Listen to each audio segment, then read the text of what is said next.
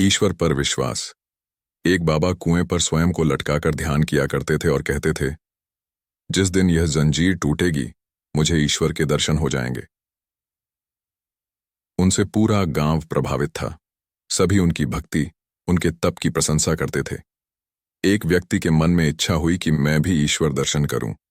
वह रस्सी से पैर को बांधकर कुएं में लटक गया और श्री कृष्ण जी का ध्यान करने लगा। जब रस्सी टूटी, उसे श्री कृष्ण जी ने अपनी गोद में उठा लिया और दर्शन भी दिए।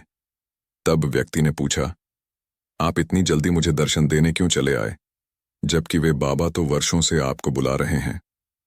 कृष्ण बोले, वो कुएं पर लटकते जरूर हैं, किंतु पैर को लोहे की जंजीर से बांधकर। उन्हें मुझसे ज्यादा जंजीर पर विश्वास है। तुझे खुद से ज्यादा मुझ पर विश्वास है, इसलिए मैं आ गया। आवश्यक नहीं कि दर्शन में वर्षों लगें। आपकी शरणागति आपको ईश्वर के दर्शन अवश्य कराएगी और शीघ्र ही कराएगी। प्रश्न केवल इतना है, आप उन पर कितना विश्वास करते हैं।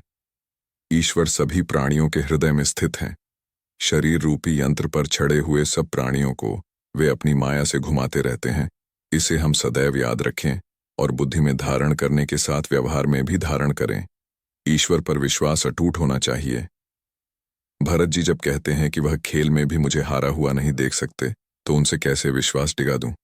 हरा ही खेल जिता वही मोही। विश्वास को मापा नहीं जा सकता, जीवन में जिया जाता है। मैंने कभी प्रभु से कुछ मांगा ही नहीं, क्योंकि उसने खुद पहले से ही ध्यान रखा। जब भी किसी मंदिर जाता हूं, बस उसकी मूर्ति की आंखों में एकटक देखने की इच्छा होती है।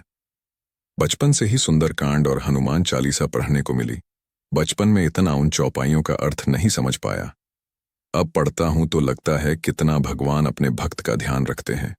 मेरा और मेरे बड़े भाई को एक सी परवरिश मिली, लेकिन वह अपने जीवन में उठ ही नहीं पाया और मैं बहुत उठ गया। ये किसका प्रताप है, ये इन चौपाइयों से जान पा रहा हूं। भगवान खुद कहते हैं, निर्मल मन जन सोई मोहे पावा, मोहे कपट छल छिद्र न भावा, तजी मद मोह कपट छल नाना, करूं सद्यते ही साधु समाना, जननी जनक बंधु सुतदारा, तनु धनु भवन सुहृद परिवारा। भावार्थ, और मद मोह तथा नाना प्रकार के छल कपट त्याग दे तो मैं उसे बहुत शीघ्र साधु के समान कर देता हूं। माता पिता भाई पुत्र स्त्री शरीर धन घर मित्र और परिवार, इन सब के ममत्व रूपी तागों को बटोर कर और उन सब की एक डोरी बनाकर उसके द्वारा जो अपने मन को मेरे चरणों में बांध देता है, सारे सांसारिक संबंधों का केंद्र मुझे बना लेता है। जो समदर्शी है, जिसे कुछ इच्छा नहीं है और जिसके मन में हर्ष शोक और भय नहीं है, ऐसा सज्जन मेरे हृदय में कैसे बसता है, जैसे लोभी के हृदय में धन बसा करता है। तुम सरीखे संत ही मुझे प्रिय हैं। मैं और किसी के निहोरे से कृतज्ञतावश देह धारण नहीं करता।